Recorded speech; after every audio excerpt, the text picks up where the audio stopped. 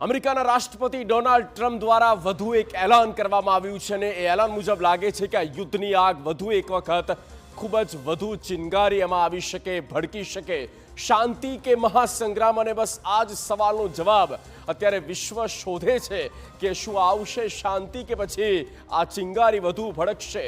Iran પર રણનીતિ હવે નક્કી કરવામાં આવશે અને જે પ્રકારના તસવીર બધી વાયરલ થઈ છે એ પ્રકારે લાગે છે કે હવે આ આગ વધુ લાગી શકે. અમેરિકા સેના આપશે ટ્રમ્પને આગળનો પ્લાન કે હવે આગળ કઈ રીતે ઈરાન પર દબાણ વધારવું.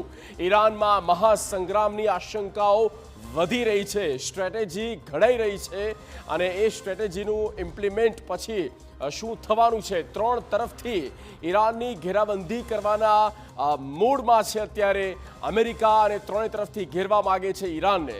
હોર્મુઝ ખાડીમાં નાકાબંધી પહેલા કરતાં પણ વધુ મજબૂત કરવામાં આવી છે અને બસ અહીંયા જ આ મહા મુસીબત ઊભી થાય છે જ્યાં સ્ટ્રેટ ઓફ હોર્મુઝને ત્યાંથી નાકાબંધી દૂર કરવાની વાત ઈરાન દ્વારા કરવામાં આવી રહી છે કે અમેરિકા તેની સેનાને હટાવે એટલે કે તેના યુદ્ધપોતને હટાવે, પણ અહીંયા થાય છે ઊંધું અને અમેરિકા પોતે તે સેના મજબૂત કરવા માગે છે હોર્મુઝમાં. એટલે યુદ્ધપોતનો જે આખો ખડકલો છે તે વધારે પહેલાં કરતાં મજબૂત કરવા માગે છે